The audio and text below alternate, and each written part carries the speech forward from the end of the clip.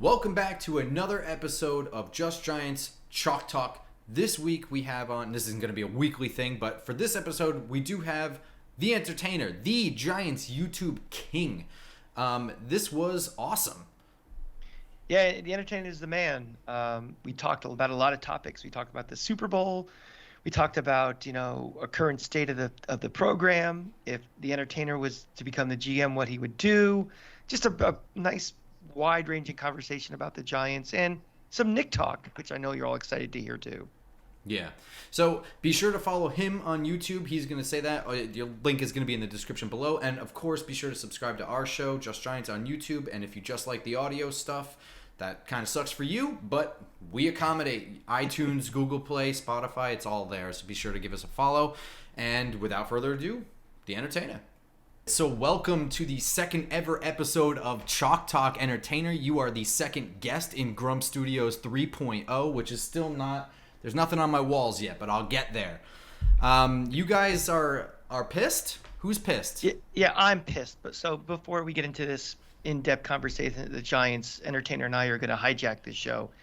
We are renaming it for the next 5 minutes Just Knicks, because I just came back from the garden from that flaming pile of garbage I just saw, and I can't take it anymore. And Entertainah, I know you've been to a Knicks game with me. We talk a lot about the Knicks. We have to talk about this really quickly. Like, what do we do with this team right now?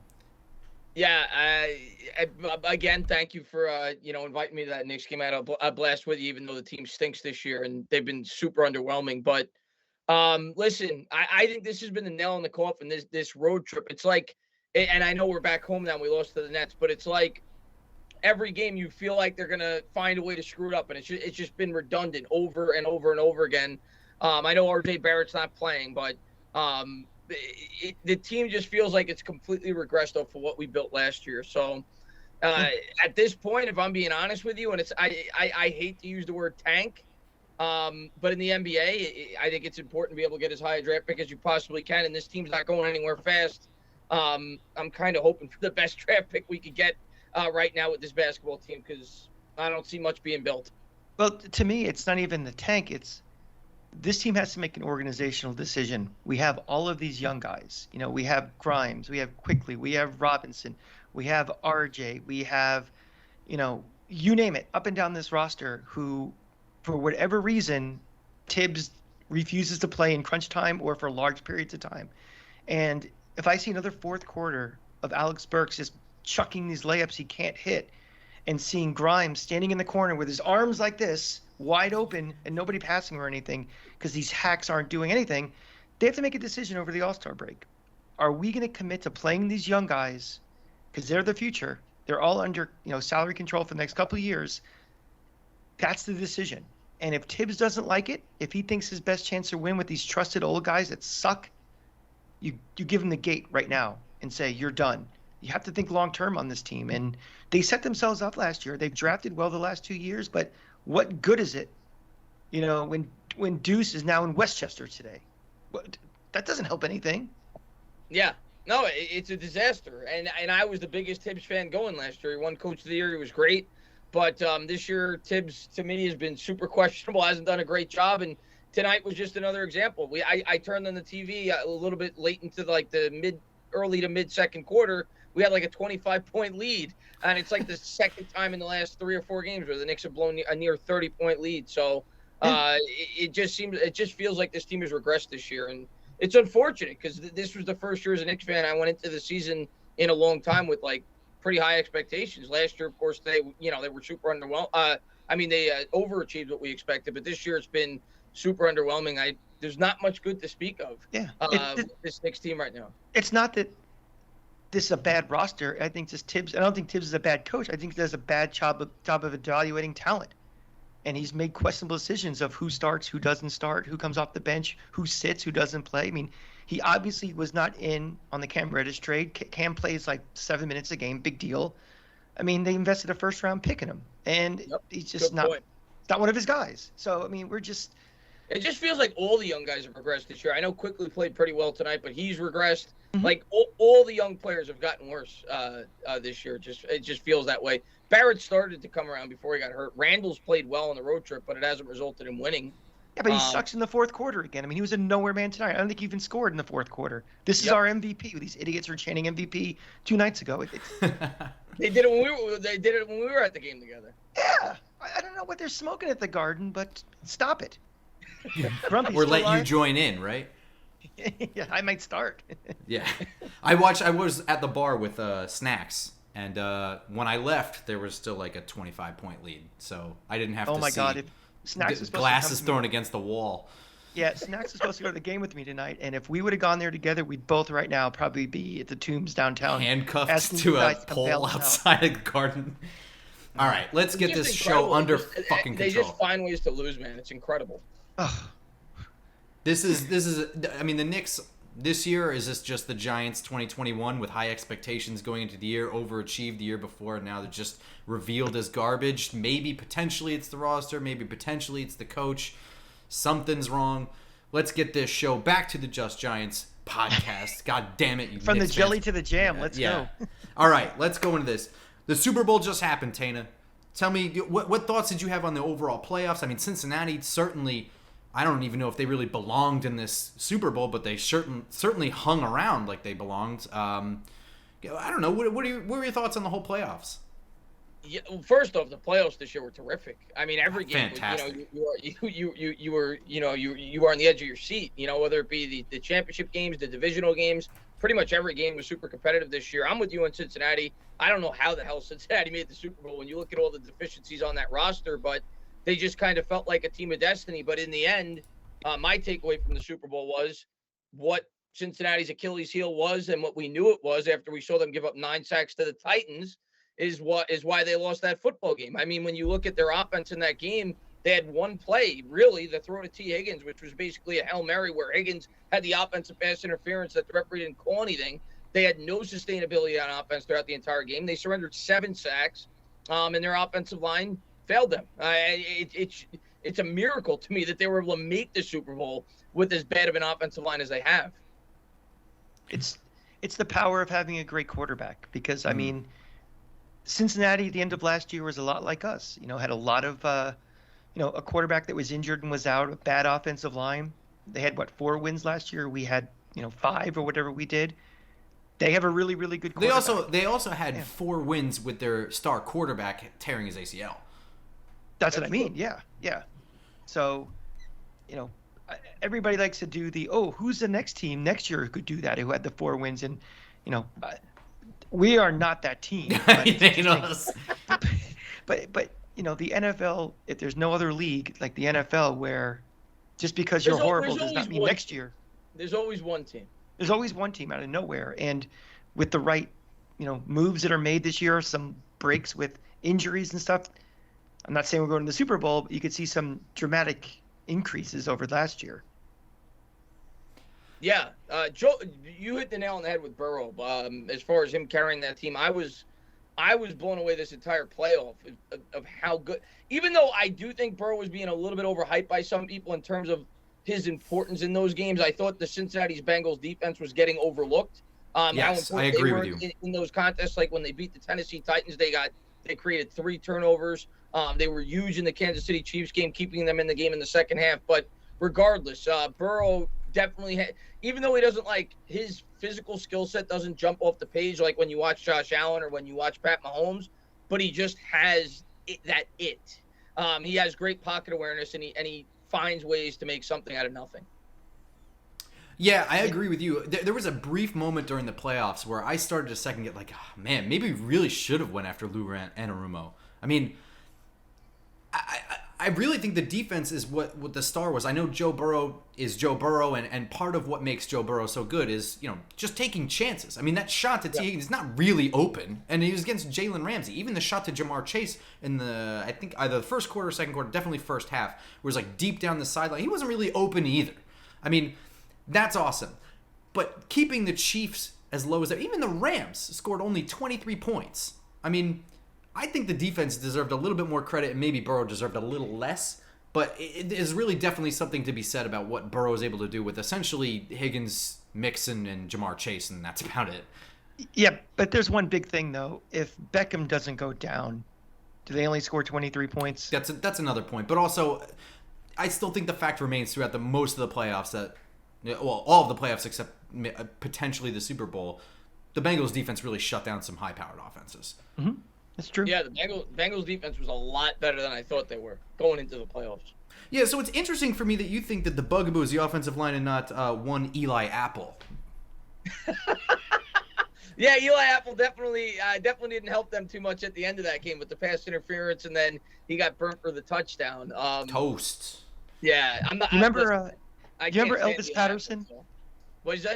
You remember Elvis Patterson, the old quarterback for the Giants, early '90s? Patterson. I do not. His nickname was Toast because he was burnt so much, and that was, that was Eli Apple. Toast Patterson. Yeah, and that's just. I think I put up a piece of burnt toast when right to his Twitter feed, even before the Super Bowl because he was being burnt so badly. So, it's poetic justice.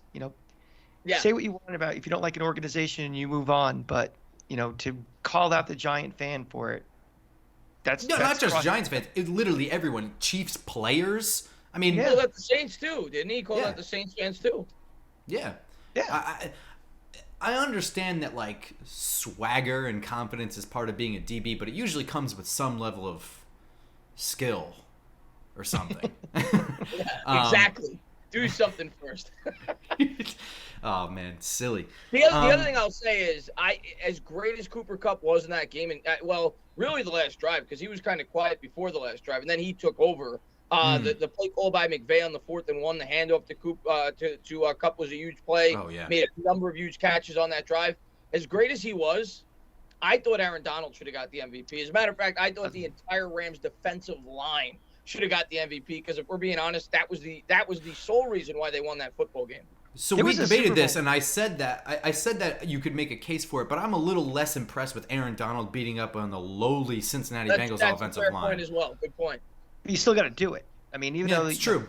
That's your opponent, that's who you're going up against. You still have to do it. And there has been a case. I think it was the Cowboys in the '70s that had like 2 or 3 defensive guys were all co-MVPs because they did such a good job.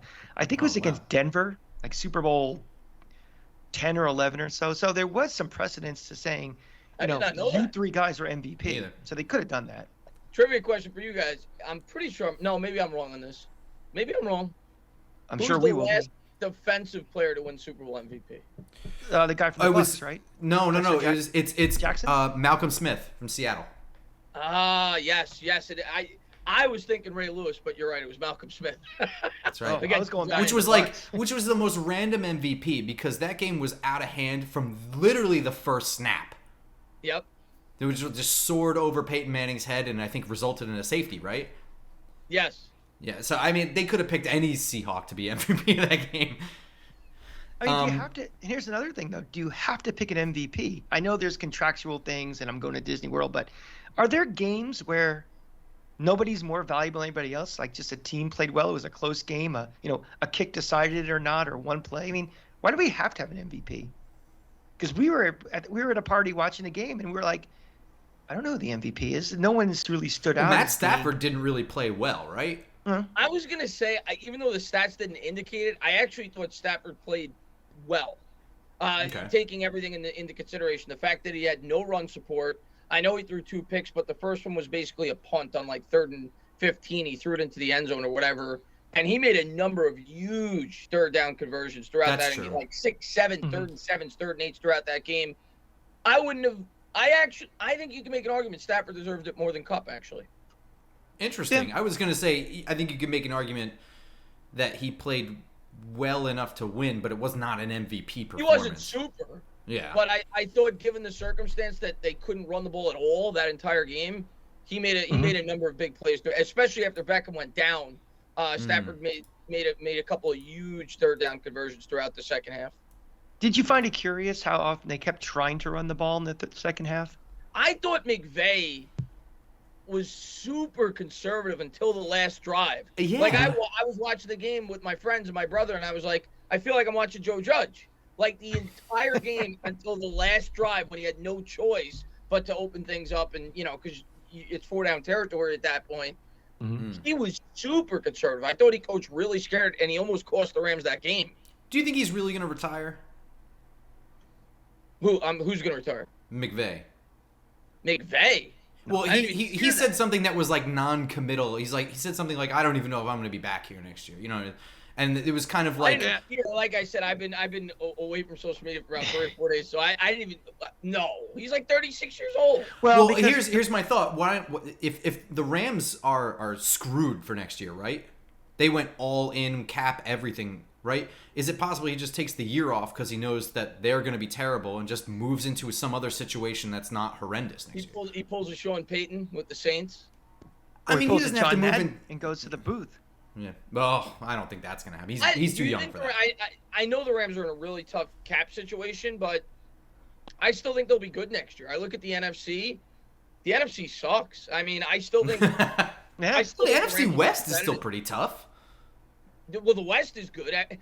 Outside of the West, you can make an argument that our division is the second best in the conference. The Ugh. NFC South is horrible now. The Yeah. North isn't much better, especially if they lose Rodgers. So Well, let's talk about the West for a second, because you may have different quarterbacks in San Francisco. Now, all of a sudden in Arizona, you're hearing, the Murray stuff that, there seems to be a little bit, the first bits of a, I think it's about money. I think he wants a big contract. He's trying to use leverage. I think that's even with the comments that McVay made. It all comes down to money. Yeah. Yeah, Getting a I new think contract. I think it's all about money. But yeah, I'm going to tell you what. I think the 49ers next year are probably the favorites. And it's going to come down to Trey Lance out of the NFC. But I like Lance a lot. You factor him with their coach there with Shanahan. I think the 49ers are going to be really good. We saw what they were able to overcome with a limited quarterback with Jimmy Garoppolo. You had a guy like Trey Lance to that team. I think the Niners are the favorites in the NFC. What if you had a guy like Tom Brady? Yeah, Tom Brady anywhere he's going to help. I mean, would it really surprise you if he went to San Francisco next year? If they No. worked out something? 49er fan. It would not surprise me, but I don't think it's going to Nothing would surprise me. He pulls a Jordan, he retires, he comes back. Wouldn't surprise me.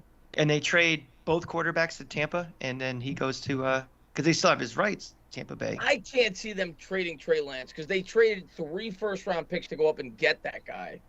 I don't think they would. I think they believe in Trey Lance. I think he's going to be their guy. I don't know how much I like Trey Lance, but I do think that especially immediately he'll be an upgrade over Garoppolo now that he's had a year to kind of sit back, get a training camp, get a season under his belt, and all that stuff. I think it's got, and not that he's as good as him.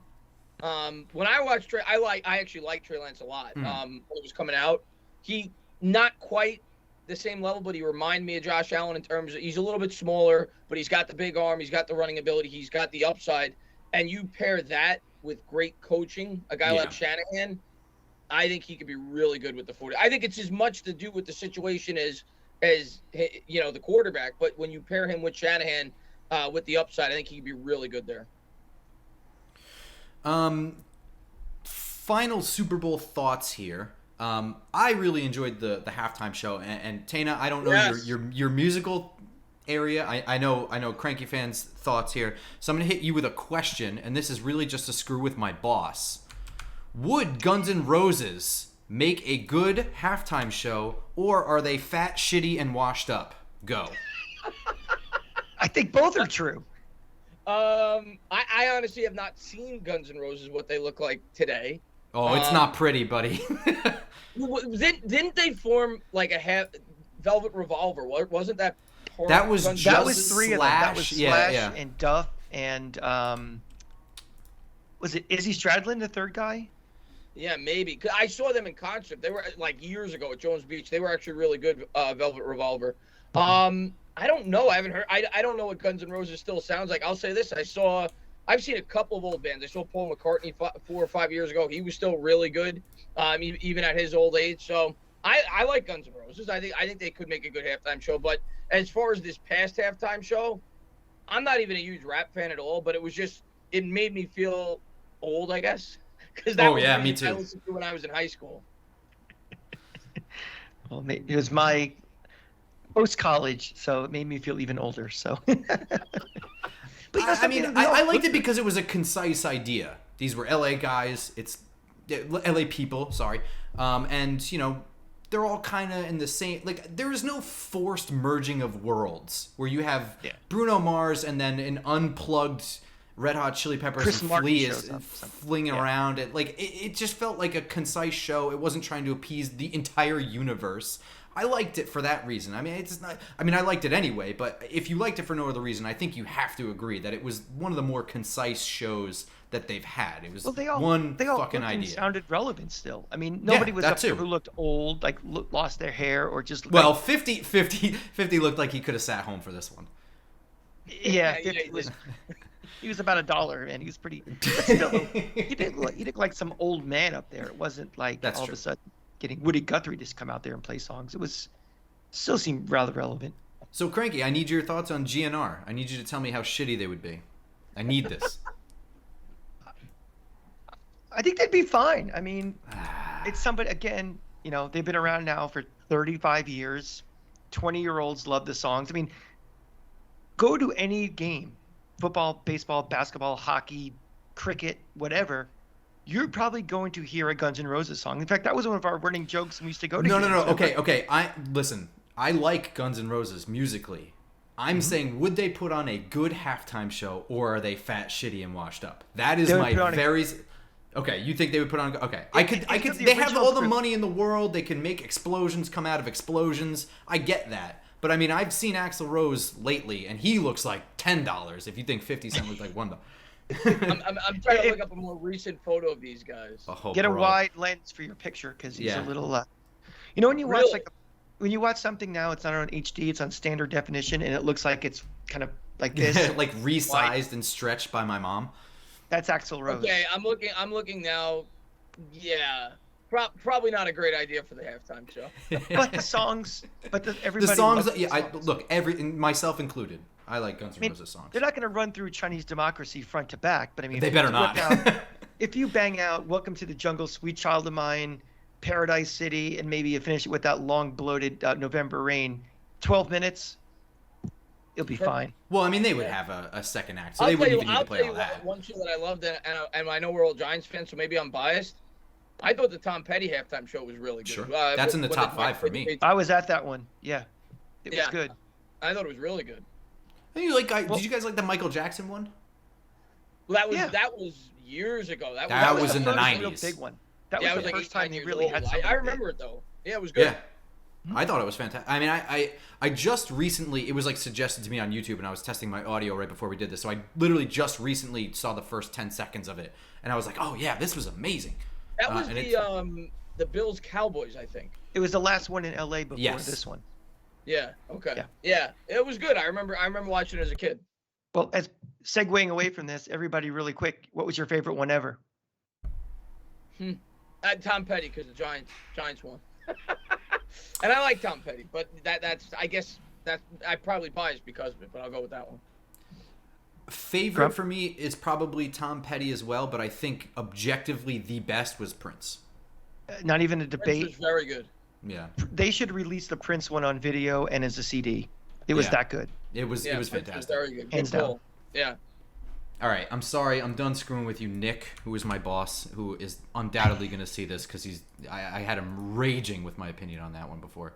But Nick, we'll move smash on. That subscribe button, Nick. That's all we want from you. Oh, he ain't subscribing to nothing. He's not alone. All right, so moving on. Give me your thoughts on the state of the team. The Giants, I mean, I was supposed to be super hyper-focused on the Senior Bowl, but instead I've had to spend all of January going over coaching hires, front office guys. It's been like a whirlwind, and I know that people are kind of falling in love with literally every move we do right now. I want your legitimate, honest thoughts, and I know you're going to give me them. So, yeah, I'm the same as you. Like, it's hard. I'm kind of waiting until like the combine to get in the draft mode. I've taken off like the last 4 or 5 days because I'm like, I don't want to force content because I just feel like I like you said, I've been doing all the coaches and the GM and everything else. As far as the coach goes, yeah, I think I've learned my lesson as a fan and as a content creator last time around, as I'm not gonna get super excited until I start to see some results. But I thought it was the right decision to bring in Dable along with Shane. Peters and Shane for me were neck and neck, but what do I know? I don't interview these guys, but I knew that Shane was probably the front runner due to his ties with Gettleman in the past and the fact that he's coming from a very successful organization. He was the first guy that we brought in. So Shane so far sounds good, but I will judge him based off of his body of work, much like I did Dave Gettleman. I'm going to give him a fair opportunity. A lot of people killed me for Gettleman. They said, "Oh, you're too easy on Gettleman." I'm going to give him 3 years to build this team, and if the team doesn't look good, well, then I'm going to come down hard on him. But yeah, I think it's just a wait and see approach. I think that's the right approach. Dable makes sense. He's got ties to Shane, and I think the Giants needed to hire an offensive head coach. They needed to, because the way I look at it is this. Not even just thinking about Daniel Jones, because I personally do not think Daniel Jones is going to be the long-term answer quarterback for the Giants. I think he's going to be the starter next year. I think they will inevitably eventually draft another quarterback at some point. And I hope I'm wrong. I hope Daniel Jones goes out there next year and he looks like Josh Allen, whatever. But whether it's Daniel Jones or whether it's a quarterback you draft in a year from now, I think it's imperative to have an offensive head coach, because for people that were saying hire Flores, hire this defensive head coach, whatever, and bring in a really good offensive coordinator, my answer to you with that is you're going to have instability again, because if the offense looks good year one, that offensive coordinator is going to go up and get a head coaching job. Brilliant. Exactly. Yep. You know, if the Giants offense looks great, Mike Kafka is going to get a head coaching job. So I thought it was imperative that the Giants hired an offensive guy to be the head coach specifically. I don't always think that needs to be the case, but for the Giants specific situation, you're trying to either fix a young quarterback that's currently on the roster or mold a future young quarterback. I thought they needed to go with an offensive guy. So I'm happy that they ended up choosing Dable. Let's stick with the offense for 1 second, because I want your opinion on something kind of specific here. So when Ben McAdoo took over the team in 2016, prior to that, he was the offensive coordinator. Tom Coughlin contract runs out. They don't renew it. He essentially retires, I guess. McAdoo names Mike Sullivan, who I think was just the quarterback's coach, as the offensive coordinator, but that was just kind of a title. Do you think that's... Same thing that Shermer did with Chulo, same thing. Yeah. Now, do you think that's the same thing for Mike Kafka? Do you think he needs to be more involved? What are your thoughts on that whole dynamic? Because I think it's kind of... I don't know. I'm a little weird on it, especially with a first-time head coach, you know? I actually don't think it's the same thing. Okay. I think they're going to work collaboratively. I don't think... Dable, like Dable said countless times, he doesn't feel like a guy that has like a scheme. You know, like how Shanahan has a scheme. He just feels like a guy, he feels like a guy that wants to fit around his players. And the other thing I'll say is this: Mike Kafka was a very, very in-demand coach. A lot of people wanted to hire this guy. You go back and look. I think the Seahawks brought him in a couple of times. He didn't take that job. There was another job. I think it might have been the Eagles, because it was the Eagles in 2020. He was very much in demand because he was credited with Pat Mahomes, at least partially, with the growth with Pat Mahomes. So my line of thinking is, I don't think Kafka would have taken this job if he didn't feel like he was going to have a lot of input on the offensive play calling. So I don't think it's like a Shula type situation. I do think Kafka is going to have a lot to say with the offense.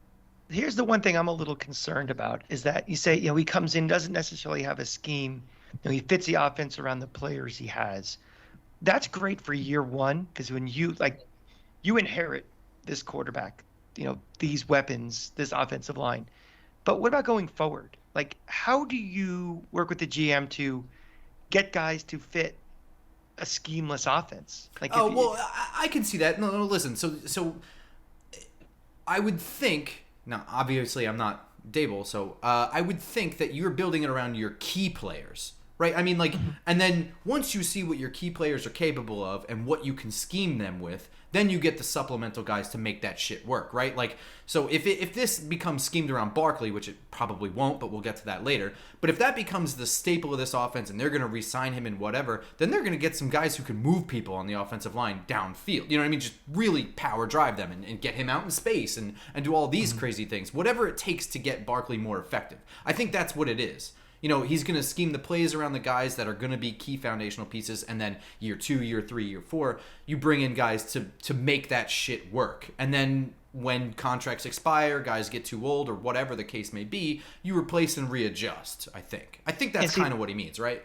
Yeah, and that's what a little bit, if you look at this roster, the way it is, other than Andrew Thomas, there's no guarantee that any of these guys are going to be here in 2 years. I mean, none of the line, Daniel Jones,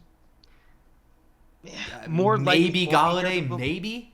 But I think Tony will be here in 2 years. Tony, McKinney, Thomas.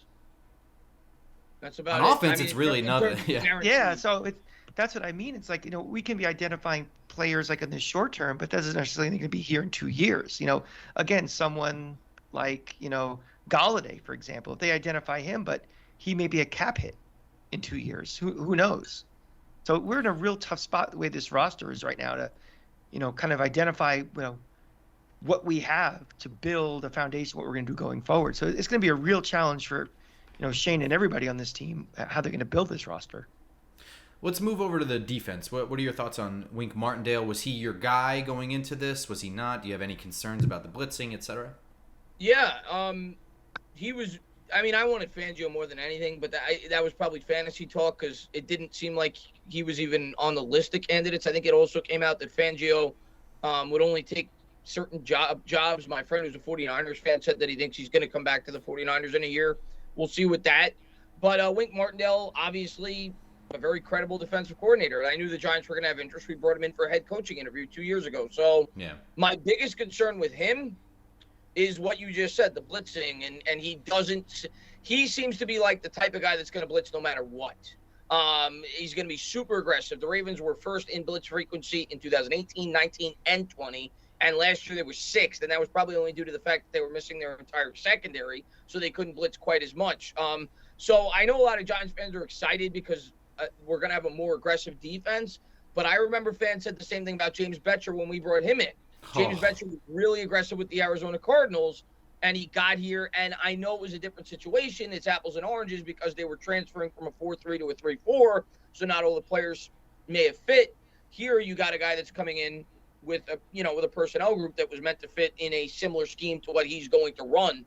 So it's a more natural fit than it was with Betcher. I'm excited, but at the same time, I don't think it's like a slam dunk. Let's put it that way. Yeah, I would caution about this blitz happy because I just experienced for the last 3 years at Florida a Todd Grantham offense that was a defense that was blitz happy, blitz happy, blitz happy.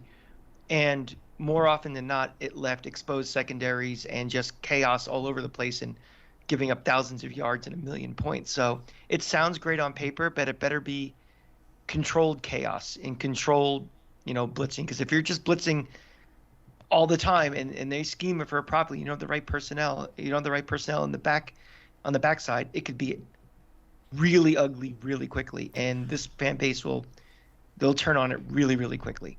Well, I'll say this. I think a blitzing defense is dangerous, but it certainly is much more effective, like any defense. But I think specifically a blitz-heavy defense is much more effective when you have an offense that puts up relentless amounts of points, which is why it worked very well in Baltimore. I mean, every team knew going into the game that they were going to have to score lots of points. And then the game starts and they're already down 14-0.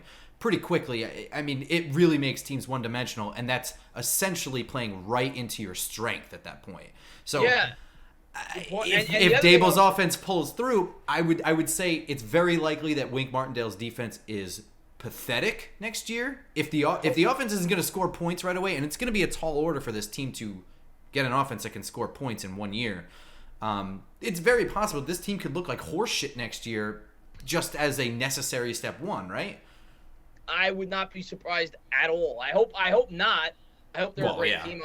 I'm sick and tired of seeing horrible football, but I would not be surprised at all. And like you said, it could look real ugly when you bring in a guy like. The other thing I'm going to say is the Giants, in my opinion, the second I heard they hired Wink Martindale, I said to myself, they better prioritize getting some cornerbacks and just what we said, and making this secondary as strong as they possibly can, because that's what the Ravens had. The Ravens probably had the best secondary in football for a number of years there with Wink Martindale as the DC. So for his scheme to run properly, you have got to have man press cover corners, which leads me to believe, and you think about the Buffalo Bills where Shane is coming from, they prioritize the secondary as well, right? So I would not be surprised at all if the Giants go with a cornerback in the first round. So does that mean that cutting James Bradbury despite his contract is off the table? Or is replacing him priority number one now?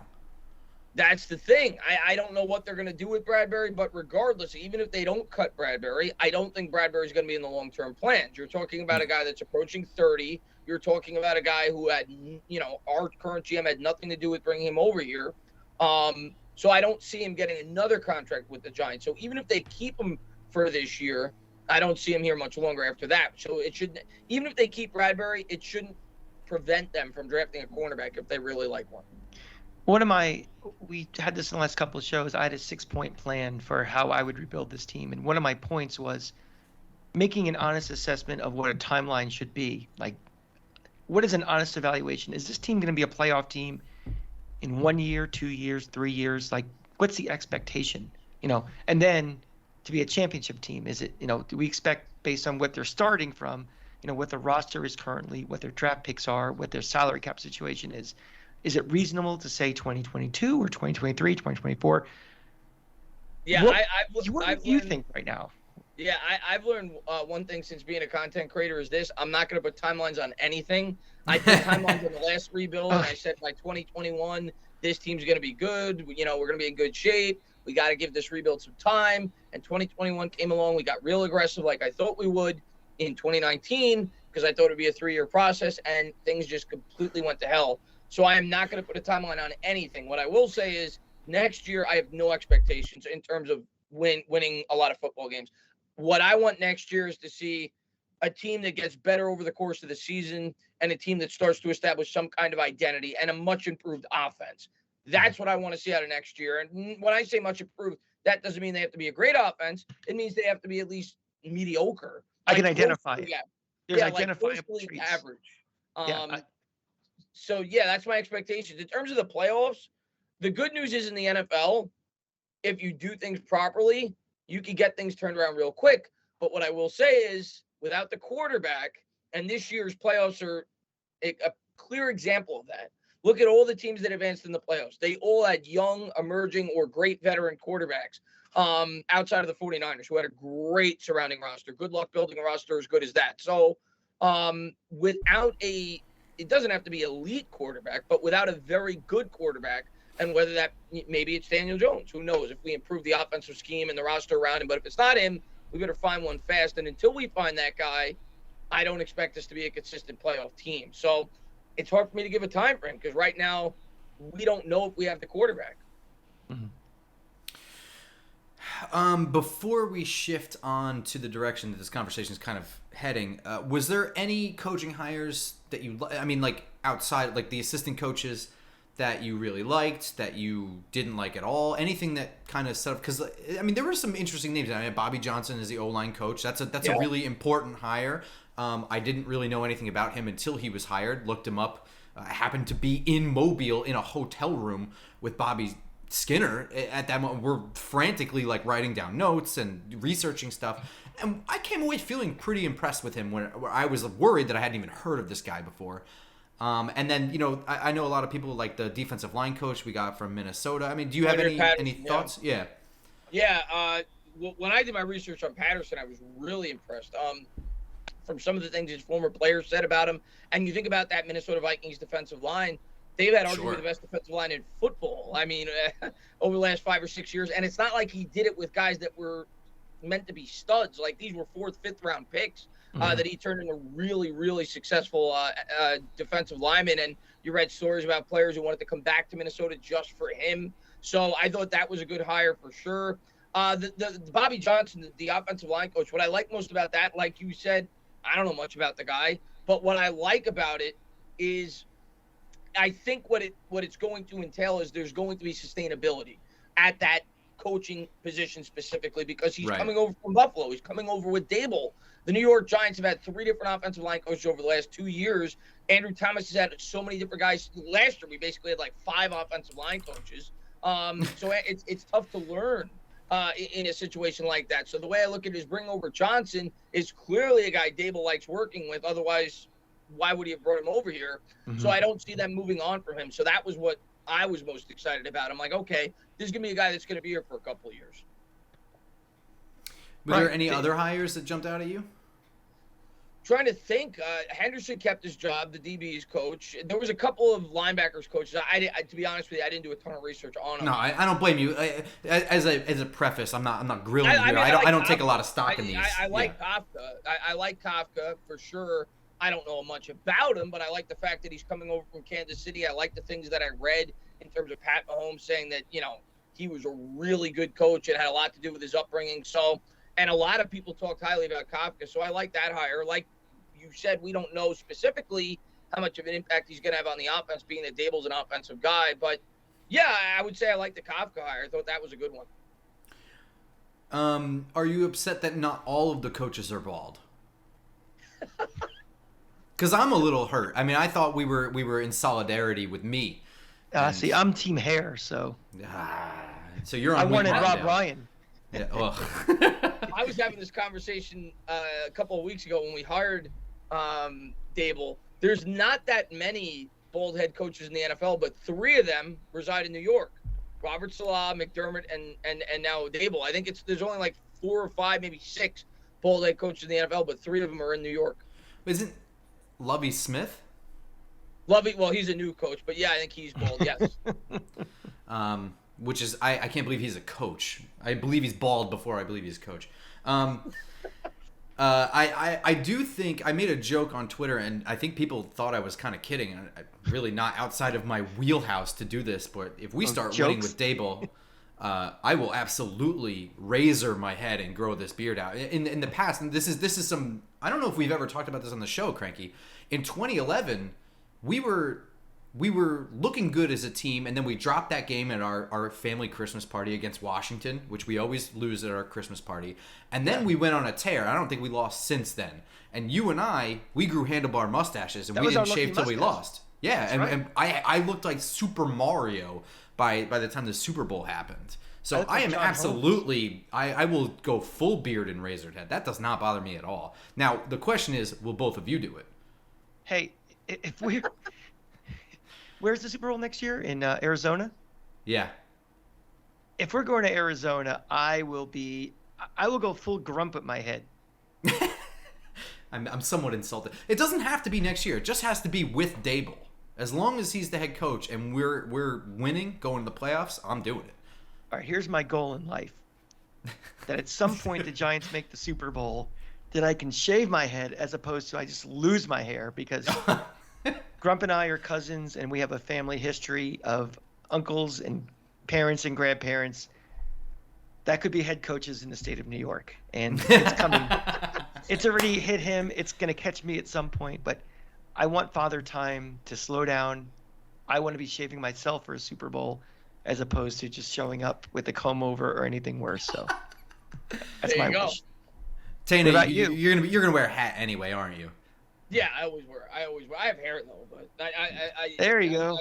I always wear a hat. But listen, I'll do whatever it takes for the Giants to win. So. There we go. That's what I wanted to hear. You know, all right. If that means dyeing my hair blue, I'll do it for a couple of weeks. So I'll do whatever it takes. All right. So Grump, I'm holding you to that picture. Get that picture up on Twitter of us with our. Oh, I have a ton as it grew actually. Pop those up on Twitter. I have probably the most miserable picture of me of all time was right at the end of the NFC Championship game in 2011. I was truly stressed to my breaking point. My hair, I had done this so many times during that game that it was sticking straight up like Jim Carrey. I looked ridiculous. And I had the mustache. We were watching that game here, and my cousin came over with his new girlfriend, who he eventually married, and they have a couple of kids. And she met me that day, and I was so freaked out during that game. I was hiding under a blanket, and she's like, "What the hell is wrong with your cousin?" He's like, "That's him. Get used to it." So, where were you that day, Tana? What, the NFC the 2011 one? Yeah. Listen, I was actually at my friend's house, my friend Brian's house, and we had a house party. For both playoff runs, I was there for every game. We had a whole house party. We every week we'd buy a 6-foot sub, and we watched the game together. I was on pins and needles that entire game. The one thing that I always remember about the 49ers game is Eli. To me, that is always going to be Eli Manning's signature game. That is what made him like my guy. That Agreed. Game, I was always a huge Eli guy, but that game made him my guy. The beating he took that entire game against that defense, that was one of the best defenses I've ever seen. And to just keep getting up time and time and time again. I will never. That is probably my favorite. I mean, I got to say the Super Bowl, but outside of the Super, that is probably my favorite game since I've been a New York Giant fan, and it's because of Eli. But yeah, go ahead. And that game, I was at that game, and the thing that you probably don't remember was it was cold and rainy. Oh, it was like maybe 40 degrees. The wind was blowing in our face the entire time. It was raw. It was what you picture as summer. Were you at the colder NFC Championship game? No, I was at the one in San Francisco. The one where I was under the blanket was the Green Bay one. You're not that crazy. You're not that crazy. Not that rich. Lambeau's expensive. San Francisco, you can get in. But, yeah, I was at that one, and it was just – I just remember that crowd was super ramped up. They were ready, and they – you know what's interesting? Sorry about that. Just because you mentioned the crowd, I just remembered. There were undercover FBI agents at that game because the San Francisco fans the week before had, like, beat the shit out of somebody in the parking lot or something like that. That's right. So there were staged FBI agents in there, or maybe not FBI, maybe just police or whatever. I don't know. But yeah, I forgot about that. Yeah, they weren't a problem at all, but they were just very fired up, and the fumble in overtime and winning was just like, I can't believe we just won and we're going back to the Super Bowl again. It was whew. And then my wife is a huge 49er fan. To stick it in her gut was really great. So. All right. She paid for dinner. All right, so now we are giving you the keys to the car. You are general manager, Entertainah. Ooh, we want congrats. to know your moves. Tell me what we're doing here. How do we fix this team? What are your thoughts? We got some serious cap problems. Year? We're just talking this year. No, you tell me what you want to do. If you got a long-term plan already, we had go to ahead. fire him. Yeah, Shane got fired. He had we found something crazy in his resume, and he was wearing a hairpiece all along. He's actually bald, and he's ashamed. My plan is very boring. This is my plan. Perfect show for it. Go ahead. As the New York Giants GM, sign no one. Let every free agent walk. Don't sign any high-priced free agent this offseason. All one-year deals. I'll talk about specifics in a second, but I'm getting those comp picks. I'm letting those guys go. I don't have much cap space as is, so I'm going to bring – it's much like we did in 2019 where we signed Marcus Golden to a one-year deal. We signed Antoine Bethea to a one-year deal. I'm doing something like that. I'm filling in temporary holes this year in free agency on one-year contracts. I'm not spending anything. I'm hoping that Evan Ingram goes out there and gets a contract so I get compensated for it. Same can be said for Jabril Peppers. That's what I'm doing. I am not spending this year in terms of, I want my cap to be clean because I want to be able to bring in guys the following year when I start to draft some players in this year's draft and the following year's draft, anticipating that we're not going to be very good this upcoming year to try to, I guess, evolve the roster quicker in 2023. But this year, I am not going to be ultra aggressive. I will say I'd probably bring in a guard, an interior offensive lineman in free agency on like a 1 or 2 year deal, because I don't think you're going to be able to fill in the entire offensive line in the draft. We have 4 linemen. We're probably going to need at least 3. So I'd probably sign a guard or a center in free agency for sure. But I'm not doing much, man. I'm letting all the guys go. The other thing I will say is in season, if there's people that are listening to some guys on this roster, I'm getting them out of here. I'm getting draft picks. I'm getting rid of Kenny Galladay if I can do it. I'm getting rid of Adoree Jackson if I could do it. I'm getting rid of Saquon Barkley if I could do it. I am starting from scratch. I'm bringing my guys in, and I'm getting as much future draft capital as I can. What kind of cuts are you making to get under the salary cap right now? Yeah. All right. The obvious ones. Let me pull up the salary cap real quick. But Kyle Rudolph's an obvious one. Mm-hmm. What's his name is an obvious one. Riley Dixon is gone. That guy needs to be the hell off this team. Those two alone would save you like $8 or $9 million. But then, then you got some more challenging questions. Do you cut James Bradbury? Do you cut Blake Martinez? Nick Gates is another one because he's had 7 leg surgeries. I know everybody loves the guy. We'll see if the Giants decide to do that. It would save him $2.2 million. Caden Smith, $2.5 million. I know he's a fan favorite, but is he worth $2.5 million? I'm not sure. I know he's a good blocker. Wait. The only thing about Caden Smith is he might be the only tight end on the roster. You're right. He might be the only tight end. So I don't know if you can cut all the tight ends. Yeah, maybe we extend him. I could see that. Yeah. Space out the money. Darius Slayton, I would look to trade. He carries a $2.6 million dead cap hit. So I'd look to see if there was a market. If there's not, I keep him on the roster next year. But in terms of the obvious names that everybody talks about, I mean, Shepard, unfortunately, I love him, fan favorite. He's not going to play next year. He has no attachment to anybody on this roster. It saves you $4.5 million to cut him. I think you do it. I think you have to cut Shepard. Blake Martinez, I would cut. And I know people love him, but he's coming off an injury. He's going to cost you $14 million on next year's cap if you keep him. And it saves you almost $9 million if you cut him. I mean, and Joe Shane's talked about that he wants to free up $40 million and he doesn't want to kick the can down the road. Right. Well, you guys tell me in a way in which they can do that without cutting guys like Martinez and potentially James Bradbury. And if we cut Bradbury, I do think we're going to be drafting a cornerback early. I don't think they're going to extend these guys, though. That's what you do when you extend guys. You kick the can down the road. Joe Shane said he's not going to do that. So if he's not doing that and he wants to free up $40 million, I think they're both gone. I think Martinez and Bradbury are gone. So you would pass my job interview because to me the Band-Aid has to be ripped off. I mean, I agree. The problem with this team for the last decade is thinking they can do two things at once. Yeah. They can rebuild while still trying to make the playoffs with Eli. Which, by the way, Shane said, I think you can do both. Or Dable. One of the two of them said it. They want to give the fan base some hope, I suppose. I don't think he really believes that. That was going to be my next point I wanted to make was, how's this fan base going to react when this team starts off 0-3 again? Which we don't know the schedule yet. We don't know who they're playing, how it's going to shake out. But if this team is 0-3, how fast is this honeymoon period going to end? And it's going to, because my fear is the fan is going to say, same old Giants. And that's exactly what's going to happen. You know, they're tired. You know, we it's New York, man. You know it as well as I do. You're a Knicks fan. The Knicks fans are just like that too. But Giants fans even more so. Like you saw the love affair with Joe Judge last year after 2021. Like people were willing to, there were fans saying that he was going to be the next Bill Belichick. And then a year later, everybody wanted him out of town. So the honeymoon period ain't going to last long. I'll tell you that. Maybe for a year. After that, fans are going to want immediate results. And that's why we've seen as much turnover as we have, specifically at the head coaching spot. So do you think Shane, guys like him, and even Mara should get in front of it and say, look, we are really rebuilding now. We are serious about rebuilding.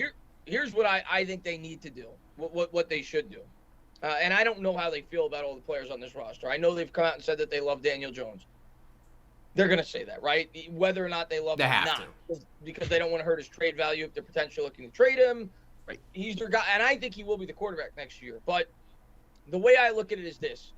This is how you build some patience with the fan base. This year, you don't draft a quarterback. This year, you start building the trenches, the offensive line, defensive line, filling in the holes.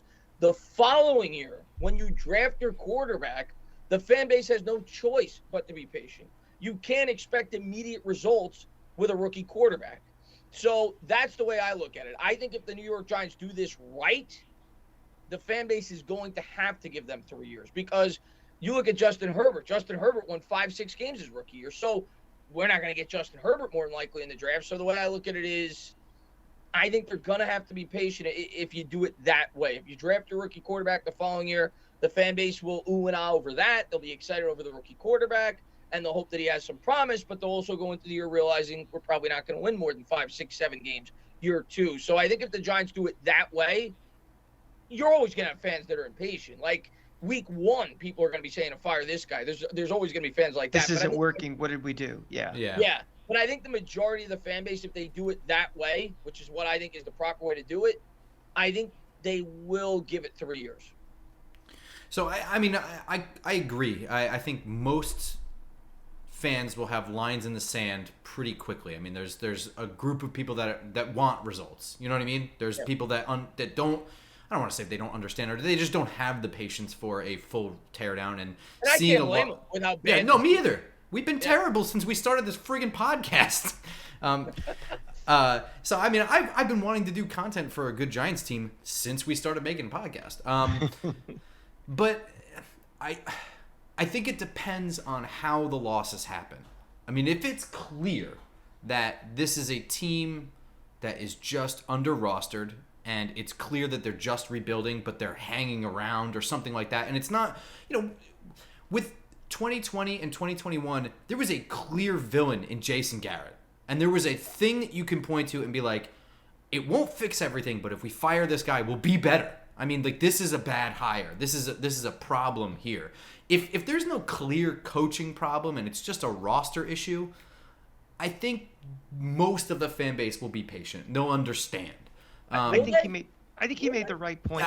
Most. I said most, and I said what fan else base, not Twitter.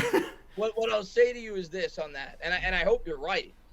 And I by no means am I defending Pat Shermer. Pat Shermer's not a good head coach in the NFL. But did Pat Shermer have a good roster?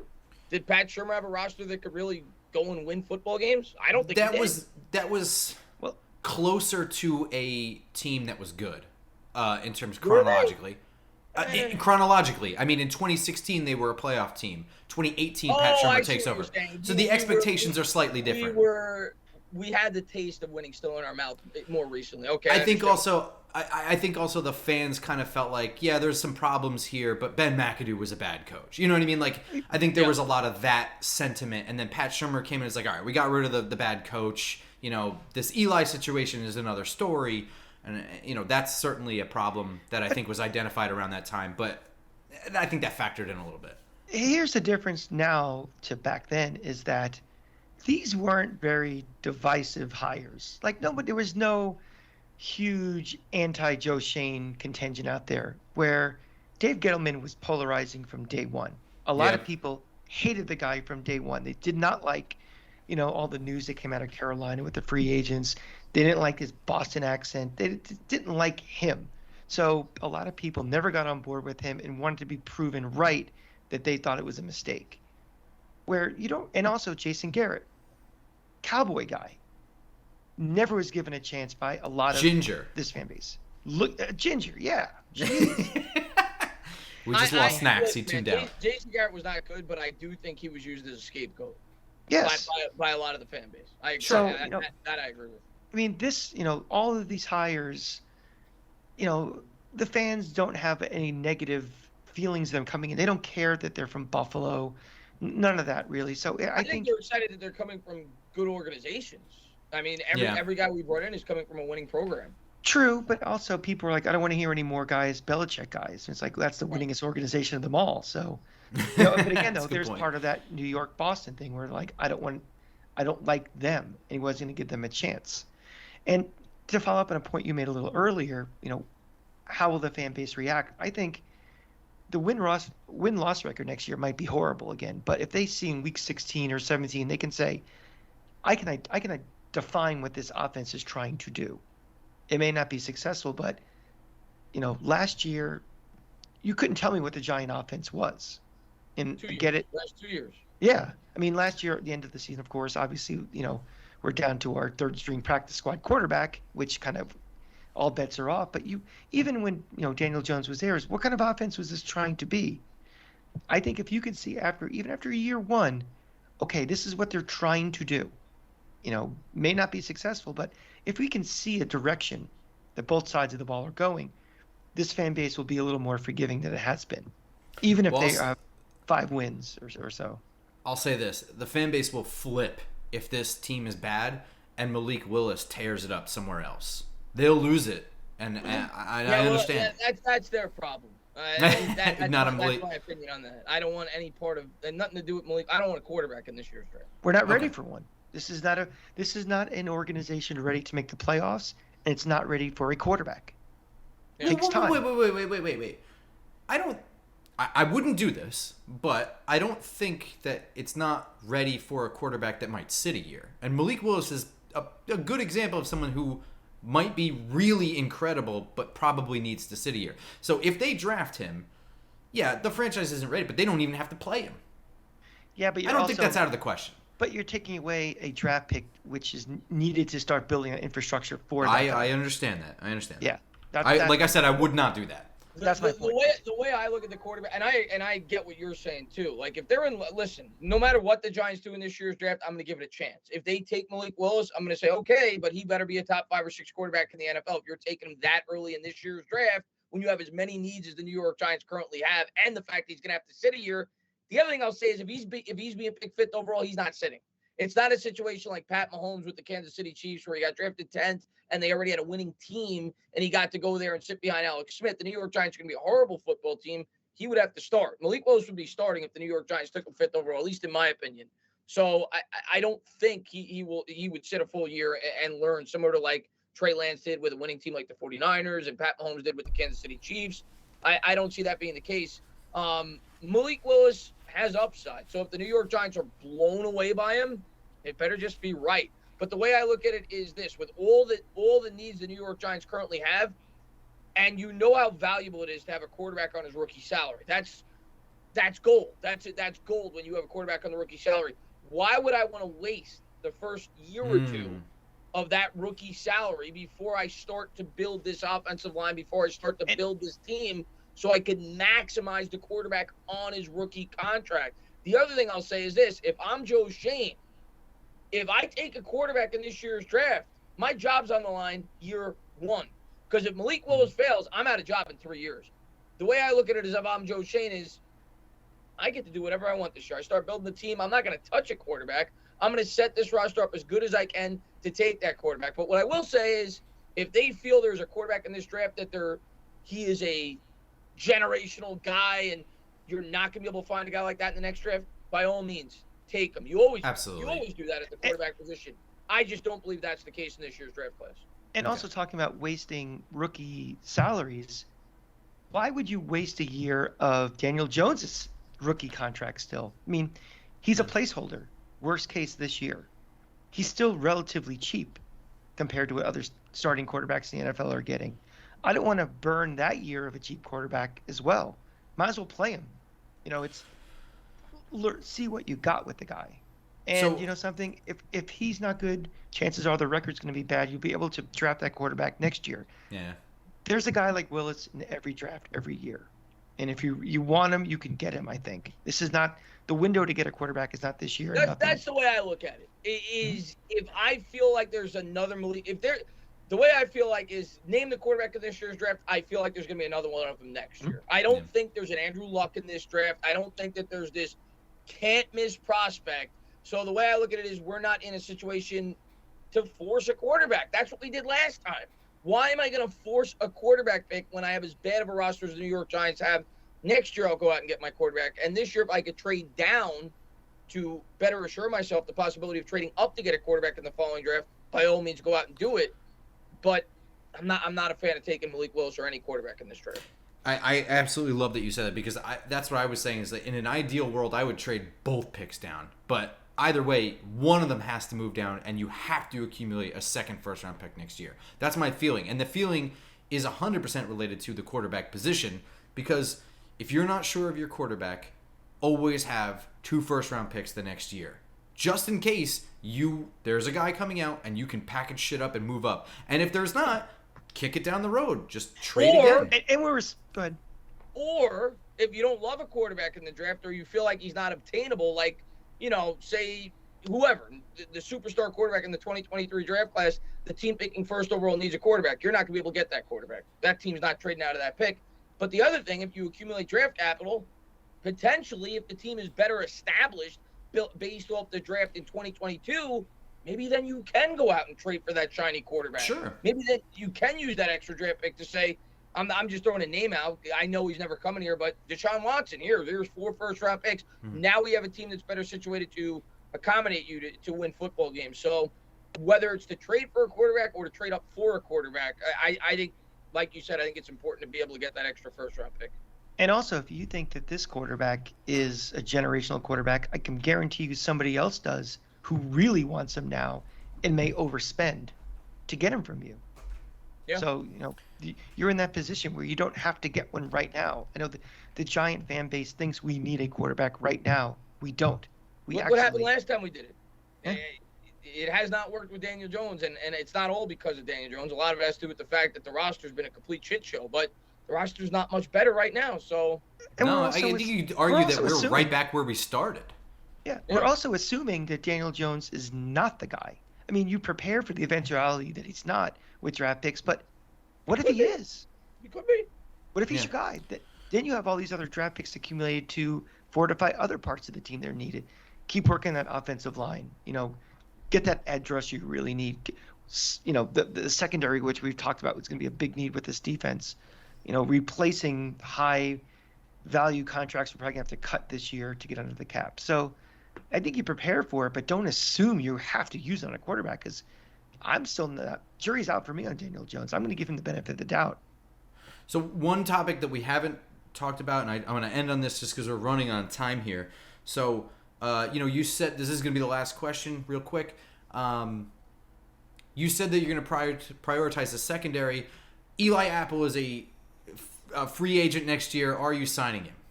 No, I'm just kidding. No, we have not talked about Saquon Barkley in detail. So I'm wondering what your real thoughts are on Saquon Barkley. Listen, I love Saquon Barkley. He's exactly what I want. A lot of Giants fans have gotten on Saquon Barkley. And I think it has a lot to do with Dave Gettleman, because I think, I agree. Because we took him second overall, fans hate Dave Gettleman. They just want him off the team. So in a way, I feel bad for Barkley, because he has nothing to do with it's not his fault the New York Giants drafted him second overall. I think he's a great guy. I think he's a great locker room guy. I think he's a great leader. He's everything that I would want in terms of a player in person on the New York Giants. However, there is no way the New York Giants could keep this guy on this team long term. Can't happen. It just does not make sense. If the New York Giants were a team that was built to win right now, and Barkley provided that he could stay healthy his first 3 or 4 years in the league, maybe then you look to give him an extension. I think he plays out this year. If he has a great year, maybe you trade him in season if you could get a really good draft pick for him. And at most, maybe you franchise tag him for a year, the way the Steelers did with Le'Veon Bell. But the running back position is the most replaceable position in the NFL. And as Giants fans, we should know that better than anybody. Earth, Wind, and Fire was 2 7th-round picks and a 4th-round pick. Why were they so effective? Because the New York Giants had the best offensive line in football. So build the line, and you could get value. Look what the 49ers did. They took Mitchell in the 6th round. The guy looked like a great running back this year because they could block. So as much as I love Barkley, as much as I do think next year he's going to be good. Second year removed off the ACL tear. Now he's got an offensive scheme that I think he could thrive in. As much as I love Barkley, and I would die to see him, finish his career as a New York Giant, I don't think it makes a lot of sense. Yeah, when we talk about Daniel Jones having everything against him, Barkley's had it even worse. I mean, he had major surgery, and it takes a long, long time to get back to, 100%. And he came back earlier than we thought he would last year, and he struggled. You could also tell that's not the Saquon Barkley that was drafted. It's going to take time for him to get back to that. I think it's mental healing as much as physical. Absolutely. Yeah. But the fan base, again, the snowball was already going downhill with everything else. And you're right. He is, if people didn't like Dave Gettleman, the hire to begin with, that draft pick cemented the fact they'll never like Dave Gettleman. And he's the scapegoat for that. And, it's unfortunate for him that he's, he catches that shrapnel, that friendly fire, but, such is the case. Yeah. I mean, I agree. We've talked about it at length already on the show. I think Barkley, you can increase his trade value a little bit simply by building the offensive line, and I think you should listen to any and all offers for him. And somebody might be stupid enough and be a running back away from really competing in the playoffs. They might take him. That to me is ideal. And I think it was Research Rick that was telling me that they get like a 3rd-round comp pick just for him walking. So really, yeah. That would be based on the fact that he signed a high contract. Right. Yeah. So we don't know if he may not have much of a market next year if he gets hurt again, or he's not successful. So if he's good, well, that's what I'm saying. Yeah. That's why you invest in making the offense better is making the offensive line better, but also as collateral damage.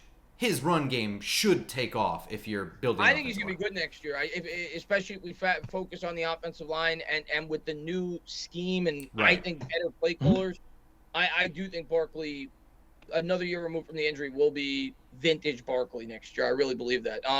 And what I will say is, in season, for fans that don't think you could get much for Barkley, if you find a team desperate enough that feels like he could put the team over the top to win a Super Bowl.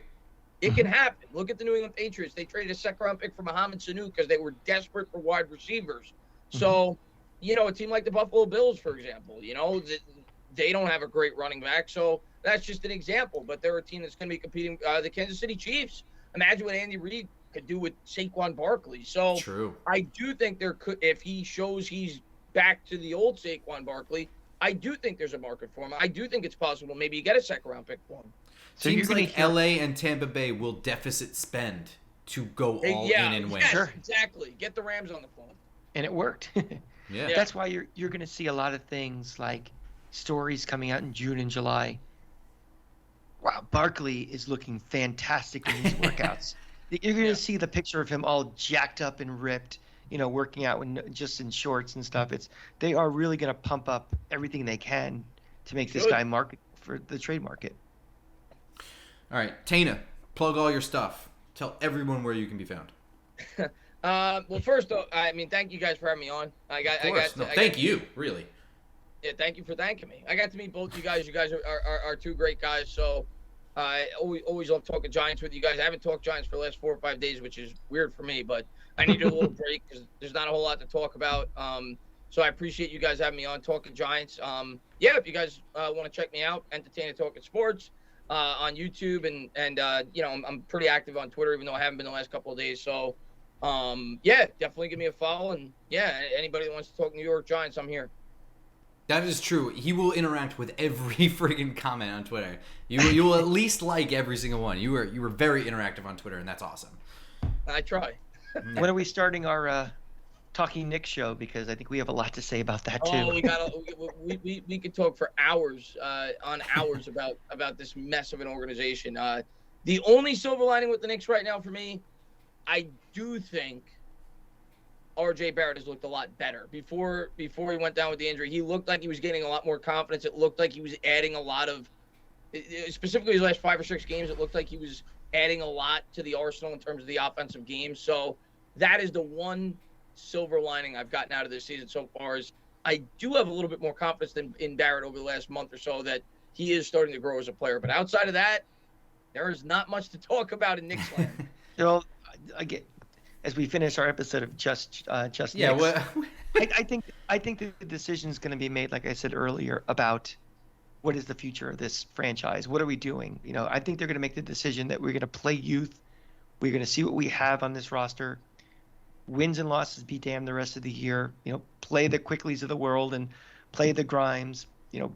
Bring back dudes from Westchester. Sims plays more, and I think you're at a crossroads. And I think if Tibbs is the guy who has to leave, he doesn't believe in it, he's gone. And we'll move forward with, we've been drafting really well last couple of years. Let's use these guys now and see what we can do.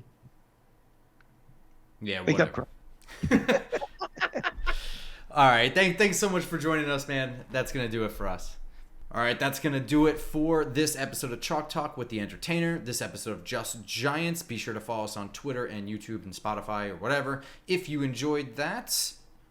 Anything else, Mike?